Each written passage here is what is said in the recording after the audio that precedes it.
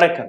Electronic voting machine அதாவது EVM இதை hack செய்ய முடியுமா? அல்ல, every vote matters, that is also EVM.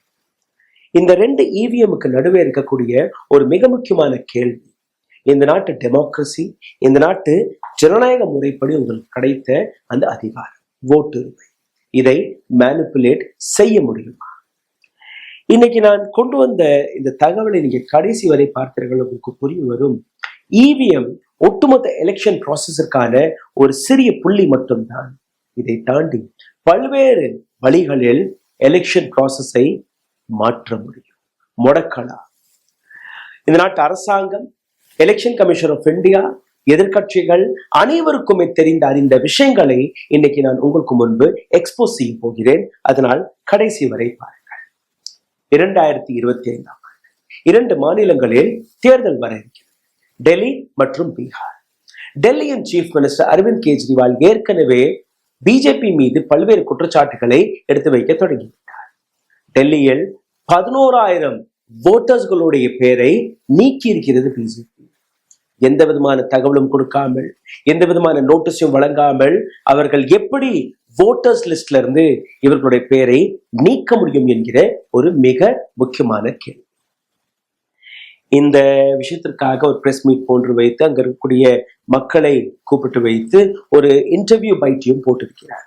இதில் நீங்க பார்த்தீர்கள்னா, அரவிந்த் கெஜ்ரிவாலுடைய ஆம் ஆத்மி பார்ட்டி எடுத்து வைத்த ஒரு மிகப்பெரிய allegation, mister Upendra A337 Shambhu Kumar from B326 அவர்களுடைய அட்ரஸ், இதுல ஒரு சில நபர்களுடைய குடும்பத்தில் 2-3 பேரை நீக்கியிருக்கிறார்கள், ஒட்டுமொத்த குடும்பத்தை நீக்கியிருக்கிறார்கள்.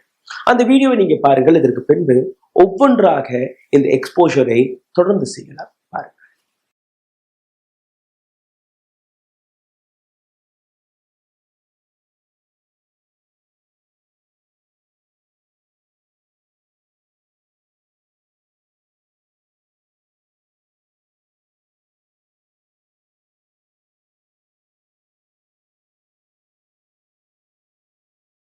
As per Aam Aadmi party, 11,000 ஓட்டர்ஸ்களுடைய பெயரை, 11,000 ஓட்டர்ஸ்களுடைய பெயரை நீக்கி இருக்கிறது பிஜேபி. அப்ப ஆம் ஆத்மி கட்சி மட்டும் இதை கூறுகிறதா? கிடையாது. சிவசேனா, உத்தவ் தாக்கரேயின் பொலிட்டிக்கல் பார்ட்டி, மகா விகாஸ் அகாடி, அதுல இருக்கக்கூடிய பல்வேறு கட்சிகள் அனைவருமே இந்த குற்றச்சாட்டுகளை எடுத்து வைக்கிறார்கள்.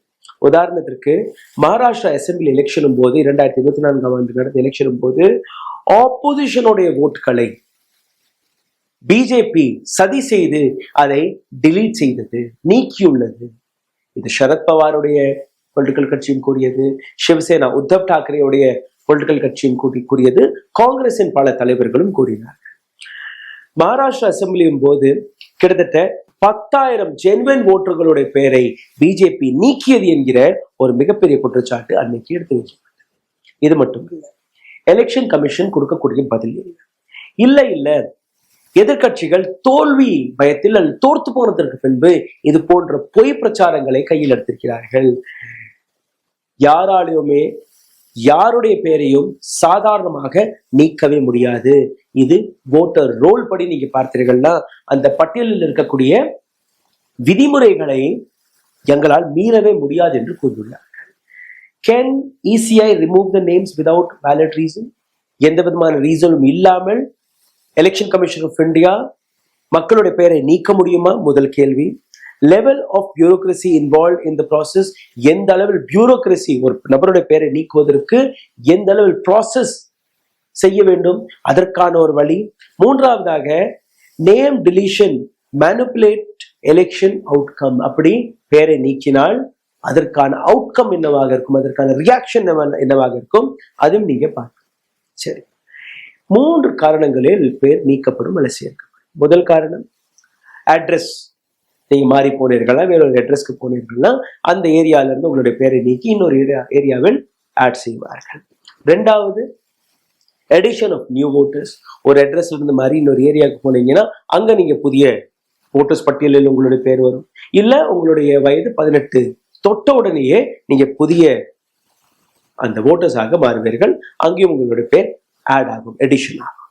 3வது, டெத் அதாவது இறந்ததற்கு பின்பு உங்களுடைய பெயரை நீக்குவது. இது 3 ப்ராசஸ். இந்த 3 ப்ராசஸுமே எப்படி நடக்கிறது அது நீங்க பாருங்க. எலெக்ஷன் மேனுவல் ஓட்டர் ரோல் படி நீங்க பார்த்தீர்கள்னா ஒரு நபருடைய பெயரை நீக்குவதோ சேர்ப்பதோ இதற்காக எலக்ட்ரோரல் ரெஜிஸ்ட்ரேஷன் ஆபீசர் ERO அவர் இருக்கிறார். ஒரு நபருடைய பெயர், அதாவது 2க்கு மேற்பட்ட நபர்களுடைய பெயர் நீக்கும் போது அந்த ஏரியாவில் உடனடியாக அந்த நபர் அந்த வீட்டுக்கு போய் பர்சனலாக போய் நீங்க 18 வயது உங்களுக்கு ஆயிருச்சா, அப்ப நீங்க ஆட் ஆயிருக்கிறீர்களா, நீங்க வேற ஒரு அட்ரஸ்ல இருந்து வந்திருக்கிறீர்களா, அப்ப நீங்க ஆட் ஆயிருக்கிறீர்களா, அல்ல இந்த நபர் இறந்து போனாரா அதனால நீக்கப்பட்டதா என்கிற அந்த விஷயத்தை அவர் பர்சனலாக போய் பார்க்க. சரி, ஒரு வீட்டுக்கு போனாரு, அந்த வீட்டுல யாரை தேடுறாரோ அவர் கிடையாது. அப்போ ஒரு ஃபார்மல் நோட்டீஸ் கொடுக்கப்பட வேண்டும். அந்த ஃபார்மல் நோட்டீஸ் போஸ்டல் வழியாக அனுப்புவார்கள். அந்த போஸ்டல் வழியாக அனுப்பக்கூடிய அந்த நோட்டீஸ் அது பெற்றுக்கொண்டு அதற்கான பதில் 15 நாட்களுக்குள்ள கிடைச்சிருச்சுன்னா சரி, இல்லைன்னா இன்னொரு நோட்டீஸ் அவருக்கு அனுப்பப்படும். சரி, இப்ப இந்த கிரவுண்டில் வேலை நடக்கும். அடுத்தது ஒரு நபர் இறந்து போறார். அப்ப என்ன நடக்கும்? ERO, அதாவது எலக்ட்ரோரல் ரெஜிஸ்ட்ரேஷன் ஆபீசர், அவருக்கு கீழே இருக்கக்கூடிய பூத் லெவல் ஆபீசர் BLO, அவருடைய பொறுப்பு என்ன? அவர் நேரடியாக அந்த பூத் லெவலில் இருக்கக்கூடிய வீட்டுக்கு போய் விலாசத்திற்கு போய் இந்த நபர் இறந்து போனாரா, சரி, அவருடைய டெத் சர்டிபிகேட்டை கொடுங்க. அந்த டெத் சர்டிபிகேட் இல்ல அட்ரஸ் மாறி இருக்கிறீர்களா, அந்த மாற்று அட்ரஸுக்கான ப்ரூஃப் கொடுங்க. அந்த ப்ரூஃப் எடுத்துட்டு போய் ERO அவருக்கு நோட்டீஸ், எந்த நோட்டீஸ்க்கு பதில் வரலையோ அதற்கான விளக்கத்தை கொடுக்கணும். அப்பதான் ஒரு பெயர் நீக்கப்படும் அல்ல சேர்க்கப்படும். ஆனால் எதற்காக அனைத்து கட்சிகளுமே இன்னைக்கு பிஜேபிக்கு எதிராக இந்த அலிகேஷன் எடுத்து வைக்கிறார்கள்? 10,000 ஓட், 11,000 ஓட்.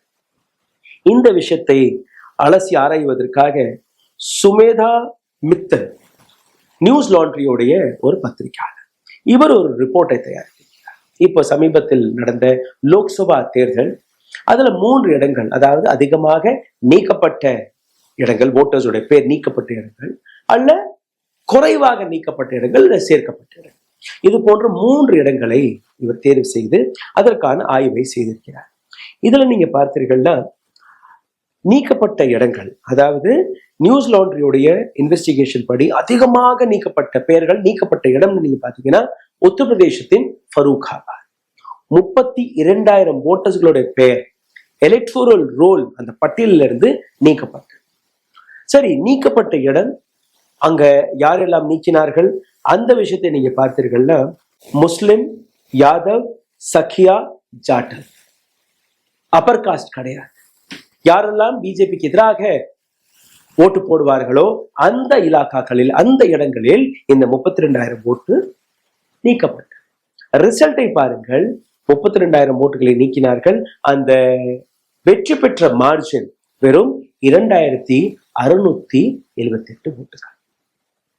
அப்ப அந்த 32,000 ஓட்டுகள் அந்த இடத்தில் இருந்திருந்தால் இந்த வெற்றி நிச்சயமாக கடினமாக இருக்கும் பிஜேபிக்கு. முதல் பாயிண்ட். 2வது இடத்தை பாருங்கள். இந்த இடமும் உத்தரப்பிரதேசத்தில் இருக்கக்கூடிய மேரட். டெலிவிஷன்ல ராமாயணத்தின் ராமரை நீங்க பார்த்திருப்பீர்கள், அருண் கோவிந்த். இந்த நபர் எந்த இடத்தில் நின்றாரோ இதுல நீங்க பார்த்தீர்கள்னா இதே ரிப்போர்ட் படி ஒரு 27% ஃபேக் ஓட்டர்ஸ்களாகவும் இருந்திருக்கலாம் என்கிற ஒரு கேள்வி. எப்படி? 1,00,000 ஓட்டர்ஸ்கள், இவருடைய கான்ஸ்டிட்யூன்சியில் 1,00,000 ஓட்டர்ஸ்கள், புதிய ஓட்டர்ஸ்கள் சேர்க்கப்பட்டார்கள். இவருடைய மார்ஜின், வெற்றி பெற்ற மார்ஜின் 10,000 ஓட்ஸ். சேர்க்கப்பட்ட நபர்கள் 1,00,000 நபர்கள். 3வது எக்ஸாம்பிள், டெல்லியில இருக்கக்கூடிய சாந்தினி சௌக் மற்றும் மாடல் டவுன். இந்த இடத்துல நீங்க பார்த்தீர்கள்னா பஞ்சாபிஸ் மற்றும் அப்பர் காஸ்டோடைய ஓட் பேங்க் அதிகமாக இருக்கு. இங்க மிக குறைவாக நீக்கி இருக்கிறார்கள் பெயர்களை. இந்த இடத்துல நீங்க பார்த்தீர்கள்னா பிஜேபிக்கு வெற்றி கிடைக்கிறது. அதாவது எந்த இடத்துல நீக்கணும், எந்த இடத்துல நீக்கக்கூடாது, இரண்டையுமே பேலன்ஸ் அவுட் செய்கிறார்கள். சரி, இது எல்லாமே ஒரு அலிகேஷனாகவே நீங்க எடுத்துக் கொள்ளுங்க. இப்போ இவிஎம், சார் என்ன சார் லிஸ்டா பேசிட்டு இருக்கீங்க, டேட்டாவை கொடுத்துட்டு இருக்கீங்க, இதெல்லாம் எங்களுக்கு புரியல. இவிஎம் பத்தி பேசுங்க. இவிஎம்ல தான் தில்லு முள்ளு நடக்கிறது. அங்கதான் பட்டன் அமுக்குனா இன்னொரு கட்சிக்கு அந்த லைட் எரியுது. நாங்க தாமரைக்கு போடலைன்னா கூட தாமரைக்கு தான் அந்த விஷயம். இதுதான் ஒரு ஹைலைட்டான விஷயம். இவிஎம் பத்தி பேசும்போது இவிஎம்ஐ பற்றி பல்வேறு வீடியோக்களில் நான் பேசியிருக்கிறேன், பல்வேறு எக்ஸ்பர்ட்ஸ்களிடம் பேசியிருக்கிறேன். இவிஎம் கேன் பி ஹேக்டு மட்டும்தான் கூறுகிறார்களே ஒழிய அதற்கான ஆதாரம் இன்னைக்கு வரை யாராலையுமே கொடுக்க முடியும். காங்கிரஸால் கூட நீங்க பார்த்தீர்கள், இன்னைக்கு வரை ஒவ்வொரு தோல்விக்கு பின்பு இவிஎம் மீது கேள்வி எழுப்புவார்கள். ஆனால் ஆதாரம் என்கிறது நீங்க கேட்டீர்கள்னா எந்த விதமான ஆதாரமும் கிடையாது. ஆனால் அதற்கு எதிராக விவிபேட் என்கிற அந்த கருவி, அதை ஏன் நீங்க ஒப்பிட்டு பார்க்க மாட்டீங்க? அதை எலெக்ஷன் கமிஷன் ஆஃப் இந்தியாவும் ஏற்றுக்கொள்வதில்லை, சுப்ரீம் கோர்ட் ஆஃப் இந்தியாவும் ஏற்றுக்கொள்வதில்லை. அப்ப அந்த இடத்துல ஏதாவது கடுபடி நடக்க முடியுமா என்று நீங்க பார்த்தீர்கள்னா அதற்கான விளக்கம் மட்டும் இன்னைக்கு வரை கிடைக்கவில்லை. அப்போ எப்படிதான் இந்த ஒட்டுமொத்த ப்ராசஸ் நடக்கிறது? ரொம்ப சிம்பிளான ஒரு சில விஷயங்கள், ஒரு ஆரம்பத்துல இருந்து கடைசி வரை நீங்க பார்த்தீர்கள் உங்களுக்கு புரிய வரும். இவிஎம்ஐ எதற்காக ஹேக் செய்யணும்? எலெக்ஷன் கமிஷன் ஆஃப் இந்தியாவை ஹேக் செய்து விட்டால், எலெக்ஷன் கமிஷனரையே ஹேக் செய்து விட்டால், ஒட்டுமொத்த கான்ஸ்டிடியூஷனல் பாடியை ஹேக் செய்து விட்டால் அனைத்துமே தனக்கு வேலை பார்க்கும். எப்படி ஹேக் செய்வது? பணம் இருக்கு, பதவி இருக்கு, பவர் இருக்கு, ஒட்டுமொத்த சிஸ்டத்தை வளைச்சு போட்டுக்கொள்ளலாம். எலெக்ஷன் ப்ராசஸருக்கான அந்த விதிமுறைகளை மாற்றிவிடலாம். யாருக்குமே நீங்க பதில் கொடுக்க தேவையில்லை. தேர்தல் ஆணையரை தேர்வு செய்வதற்கான அந்த முறையையே தன் பக்கம் சாய்த்து கொண்டால் தேர்தல் ஆணையரும் தனக்கு பிடித்த நபராகவே நீங்க கொண்டு வரலாம். இது முதல் விஷயம். சரி, தேர்வு செய்த ஆபீசர் அவருடைய மன தைரியம், அவருடைய மனமே அவரை உறுத்தி நீ இந்த நாட்டுக்கு எதிராக துரோகம் செய்யக்கூடாது, ஒரு அரசியல் கட்சிக்கு நீ வேலை பார்க்க கூடாது என்று கூறினால் அவருக்கு எதிராக இடி, ஐடி, சிபிஐ போன்ற ஆயுதங்கள் இருக்கிறது. அதை வைத்து அவரை முடக்கிவிடலாம். இப்போ நீங்க பார்த்தீர்கள்னா உத்தரப்பிரதேசத்தில் இதுக்கு முன்னாடி நீங்க பார்த்தீங்கன்னா பூத் கேப்சரிங் நடக்கும். ஒவ்வொரு பூத்தையும் கேப்சர் செய்து பொட்டி பொட்டியா தூக்கிட்டு போயிடுவார்கள், அங்கங்க ஸ்டாம்ப் அடிச்சு போடுவாங்க. இப்ப அதெல்லாம் கிடையாது. இப்போ ஒரு ஹை லெவல் கேப்சரிங் இருக்கு. ஒட்டுமொத்த சிஸ்டத்தையே கேப்சர் செய்து விட்டால், ஒட்டுமொத்த எலெக்ஷன் கமிஷன் ஆஃப் இந்தியாவை ஹேக் செய்து விட்டால் இதெல்லாம் சுலபம். உதாரணத்திற்கு சாந்தினி சௌக், ஃபருக்காபாதில் நடந்த இந்த விஷயங்கள். Every vote matters. தொடக்கத்தில் கூறணும் இல்லையா, EVM can be electronic voting machine. The same EVM can be every vote matters.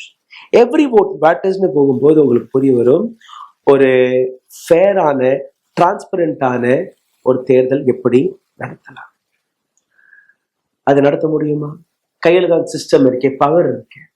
உத்தரப்பிரதேசத்திலே நீங்க பார்த்தீர்கள்னா 5 காப்ஸ்கள், 5 கான்ஸ்டேபிள்கள், போலீஸ் ஆபீசர்களை சஸ்பெண்ட் செய்தார்கள். எதற்காக? அங்க இருக்கக்கூடிய மைனாரிட்டி இஸ்லாமியர்கள் வசிக்கக்கூடிய பல்வேறு கிராமங்கள், அவர்கள் வெளியில போய் ஓட்டு போட போகும்போது அவர்களை தடுத்து நிறுத்தியதற்காக. அவர்கள் கையில் இருக்கக்கூடிய ஓட்டர் ஐடி அது சரியாக இல்லை, உங்களுடைய ஓட்டுல பேரே கிடையாது. இன்னும் சொல்ல போனால் ஒரு சில கிராமங்களில் முக்கியமாக 30-40 போலீஸ் ஆபீசர்கள் உத்தரப்பிரதேசத்துல இருக்கக்கூடிய ஒரு கிராமத்திற்குள்ள போகிறது. அங்க மைனாரிட்டிகள் வந்த கிராமம். 10 எஸ்யூவில் சென்று ஜமால் ஒரு ஐவிட்னஸ் கூறியபடி அங்க ஒட்டுமொத்த கிராமத்தையே 4500-4000 ஓட்ஸ் தான் அந்த கிராமத்தில், யாரையுமே வெளியவே விடவில்லை. ஓட்டு போடுவதற்காக வெளியவே வரவில்லை. முஸ்லிம் மெஜாரிட்டி வில்லேஜ் அஸ்மாலி என்கிற இன்னொரு கிராமம், இங்கேயும் இதே போன்று அந்த பூத்தை நெருங்கக்கூட விடவில்லை உத்தரப்பிரதேசில் இருக்கக்கூடிய போலீசார்கள். இன்னொரு முறையும் இருக்கிறது. இந்த முறையை நீங்க பார்த்தீர்கள்னா ஜெரி மேண்ட்ரிங் என்று கூறுவார்கள். ஜெரி மேண்ட்ரிங்னா டெலிபரேட்லி மேனிபுலேஷன் செய்து எலக்ட்ரோரல் டிஸ்ட்ரிக்ட், அதாவது ஒரு எலக்ட்ரோரல் ப்ராசஸை டிஸ்டர்ப் செய்வதற்காக, ஒரு பொலிட்டிக்கல் பார்ட்டிக்காக ரேஷனலைஸ் வழியாக, எத்தனிக் கிளென்சிங் வழியாக, அதாவது ஒரு மைனாரிட்டியை டார்கெட் செய்து அவர்களுக்கான அனைத்து லாபத்தையுமே தேடி கொடுக்கக்கூடிய விஷயம். இப்போ இன்னொரு உதாரணத்தை எடுத்துக்கொள்ளுங்க. ஜம்மு காஷ்மீரில் இந்த ஆர்டிகல் 370 வந்ததுக்கு அப்புறம் நீக்கப்பட்டதுக்கு அப்புறம் ஒரு முதல் முறையாக தேர்தல் நடத்தப்பட்டது. அதாவது யூனியன் டெரிட்டரி. இதற்கு முன்பு நீங்க பார்த்தீர்கள்னா 83 கான்ஸ்டியூன்சி தான் இங்க இருந்தது. இப்ப திடீர் என்று 7 கான்ஸ்டியூன்சி ஏற்றி 90ஆக மாற்றிவிட்டார்கள். இந்த 7 கான்ஸ்டியூன்சி எங்கன்னு நீங்க பார்த்தீர்கள்னா 6 கான்ஸ்டிடுவன்சி ஜம்முவிலும், ஒரே ஒரு கான்ஸ்டிடுவன்சி காஷ்மீர். இந்த 6 கான்ஸ்டிடுவன்சி எங்கன்னா அதிகமான இந்துக்கள் வசிக்கக்கூடிய இடத்துல இந்த 6 கான்ஸ்டிடுவன்சியை ஆட் செய்தார்கள். அப்ப அந்த 7ல 6 கான்ஸ்டிடுவன்சி நேரடியாக யாருக்கு போகும்? ஹிந்து பக்கத்தில் இருக்கக்கூடிய அந்த ஹிந்து ஓட்டர்ஸ் யாருக்கு ஓட்டு போடுவார்கள்? நீங்களே புரிந்து கொள்ளுங்கள். இப்ப இன்னும் ஒரு சில விஷயங்களை நான் உங்களுக்கு எடுத்து காட்டுகிறேன். YSR காங்கிரஸ் பிக் டேட்டாவுடைய இம்பார்ட்டன்ஸை புரிந்து கொள்ளுங்கள். பிக் டேட்டாவுடைய இம்பார்ட்டன்ஸ் பிஜேபிக்கு மட்டும்தான் பொருந்தது என்று நீங்க நினைத்துக் கொள்ள வேண்டாம். மற்ற கட்சிகளும் இது இப்ப அதே பாதையில் போக தொடங்கிவிட்டார்கள். உதாரணத்திற்கு YSR Congress village world volunteer system என்று ஒரு அமைப்பை உருவாக்கினார்கள். அதாவது வாலண்டியர் வழியாக, வாலண்டியர் பேஸில் அரசாங்கத்துடைய திட்டங்களை நேரடியாக மக்களிடம் டோர் டு டோர் கொண்டு போய் செலுத்துவதற்கான இந்த ஒரு ப்ராசஸ். இதுல எத்தனை பேர் இணைந்தார்கள்? 2,50,000. இவர்களுக்கு மாதம் 5,000 ரூபாயும் கொடுக்கப்பட்டது. தொடக்கத்தில் யாருக்குமே பெரிதாக புரியவில்லை. டோர் டு டோர் மக்களுடைய ஸ்கீம்ஸ்களை, கவர்மெண்ட் ஸ்கீம்ஸ்களை மக்களுக்கே கொண்டு போய் சேர்க்கக்கூடிய வேலையை இவர்கள் பார்த்தார்கள். தேர்தல் நெருங்க நெருங்க இந்த 2,50,000 நபர்கள் அப்படியே YRC காங்கிரஸிற்காக தொண்டராக வேலை பார்க்க தொடங்கிவிட்டார். பிக் டேட்டாவுடைய இம்பார்ட்டன்ஸ் உங்களுக்கு தெரியுமா? இவர்கள் போனார்கள் இல்லையா அந்த ஸ்கீம்ஸ்களை கொடுப்பதற்காக. அவர்களுடைய சம்பளம் என்ன, அவர்களுடைய ஜாதி என்ன, அவர்களுடைய ரிலிஜியன் என்ன, அவர்களுடைய எக்கனாமிக் ஸ்டேட்டஸ் என்ன, அவர்களுக்கு ஸ்கூட்டர் இருக்கா, சைக்கிள் இருக்கா, கார் இருக்கா, அனைத்துமே இவர்கள் கையில் டேட்டாவாக வந்துச்சு. அத இந்த மக்கள் அங்க போய் பார்க்கும்போது, சந்திக்கும் போது ஒரு பர்சனல் ரிலேஷன்ஷிப்பும் டெவலப் ஆயிடுச்சு. தேர்தல் பிரச்சாரத்தின் போது இவர்களே, அதாவது இந்த 2,50,000 நபர்களே பார்ட்டியுடைய ஃபேஸ் ஆஃப் வாலண்டியராகவும் மாறிவிட்டார்கள். எவ்வளவு பெரிய டேட்டாவுடைய இம்பார்ட்டன்ஸ் நீங்க பாருங்க. இப்போ எத்தனை முறையில இவிஎம் இல்லாமல் வேற எந்தெந்த முறையில ஒட்டுமொத்த எலெக்ஷன் ப்ராசஸை மாற்ற முடியும், ஹேக் செய்ய முடியும், அதை நீங்க புரிந்து கொள்ளுங்க. voter suppression, discriminatory voter ID law, voter roll measure, poll tax or fees. இந்த 3 விஷயம். அதாவது ஓட்டருடைய ஐடென்டிஃபிகேஷனை நீங்க நீக்கி விடுங்க, அதாவது ஓட்டர் லிஸ்ட்ல இருந்து பேர் எடுத்துருங்க. அல்ல ஓட்டருடைய ரோல், உங்களுக்கு இது சரியில்லை, அது சரியில்லை, உங்களுடைய பேரை நீக்கிட்டோம், நீங்க இந்த இடத்துல எத்தனை வருஷமா வந்திருக்கீங்க, உங்களுடைய வயதுல எங்களுக்கு சந்தேகம் இருக்கு, இது எல்லாமே கூடும். அதே மாதிரி ஒரு ஃபைனான்சியல் பேர்டனை ஓட்டர் மீது நீங்க போட்டீர்கள், பேலட்டுக்கான காஸ்டை போட்டீர்கள்னா, ஃபைன் உங்களை கைது செய்து அதற்கான ஒரு ஒரு பிரஷரை போட்டீர்கள்னா அங்கேயும் ஓட்டர் பின்தங்கி. ரெண்டாவது ஜெரிமெண்ட்ரிங், அதாவது ரிவார்டிங் எலக்ட்ரோரல் பவுண்டரிஸ். நான் ஜம்மு அண்ட் காஷ்மீருடைய அந்த உதாரணத்தை காட்டினேன்ல, அந்த election பவுண்டரிஸை expansive.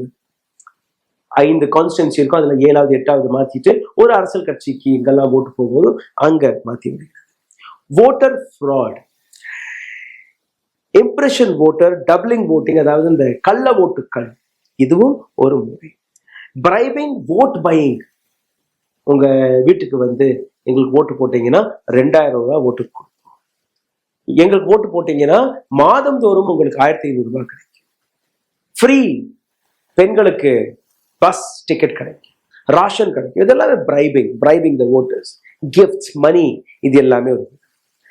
Manipulation of voters, இது வந்து ஃபால்ஸ் ரெஜிஸ்ட்ரேஷன், அந்த அட்ரஸ்ல அவர் இருக்கவே மாட்டாரு, பட் அவருடைய பேர் அந்த நபருக்கு 18 வயது இருக்கவே இருந்திருக்காது, ஒரு நபர் இறந்திருப்பாரு, அவருடைய பேரை நீக்கி இருக்க மாட்டார்கள். இது எல்லாமே வரும். Media manipulation, fake news, propaganda, biased reporting, ஒரு அரசியல் கட்சி செய்யக்கூடிய விஷயங்களை மேல் தூக்கி காட்டுவது, இன்னொரு நபர்கள் எடுக்கக்கூடிய கேள்விகளை கூட டெலிவிஷனில் கேட்பதில்லை. சோசியல் மீடியாவுடைய இன்ஃப்ளூயன்ஸ் எந்த அளவில் இருக்கும், அதற்கெல்லாம் பணம் தேவை. அது இல்லாம எந்த அரசியல் கட்சியிடம் பணம் இருக்குதோ அவர்களுக்கு சாதகமாக அனைத்துமே போயிடும்.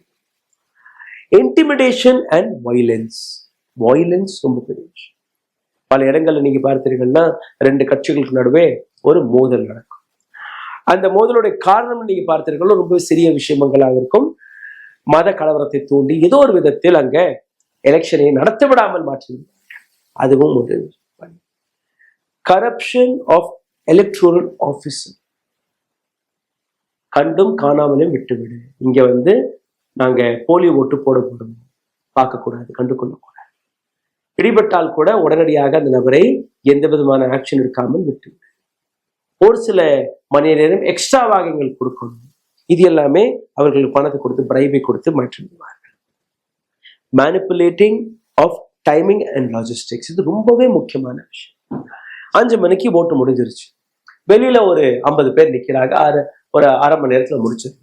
ஆனா பல இடங்கள்ல நீங்க பார்த்தீங்கன்னா 11 மணி வரை ஓட்டு ஆட்களே இருக்க மாட்டாங்க.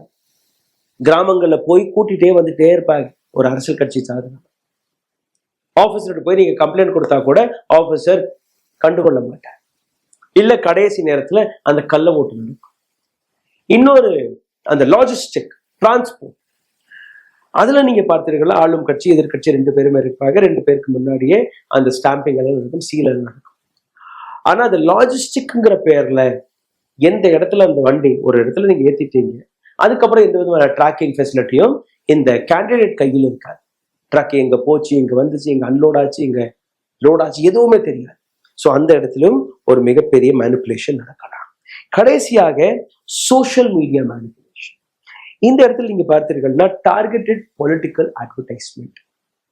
நீங்க யூடியூப் பார்க்கும்போது இல்ல இன்ஸ்டாகிராம் பார்க்கும்போது உங்களுடைய ஃபீடில் வரக்கூடிய திடீர் அட்வர்டைஸ்மெண்ட்ஸ், திடீர் ஃபார்வர்டட் மெசேஜஸ், உங்களுடைய சோஷியல் மீடியா பக்கத்தில் நீங்க ஒரு வெப்சைட்டை பார்க்கும்போது திடீர்னு மோடியோடைய படம் வருவது, ராகுல் காந்தியோடைய படம் வருவது, டிஎம்கேயோடைய அட்வர்டைஸ்மெண்ட் வருவது, டிஎம்சியோடைய அட்வர்டைஸ்மெண்ட் வருவது, ஆம் ஆத்மி கட்சியோட அட்வர்டைஸ்மெண்ட் வருவது, இது எல்லாமே உங்கள் மீது இன்ஃபோர்ஸ் செய்யக்கூடிய ஒரு சில விஷயம்.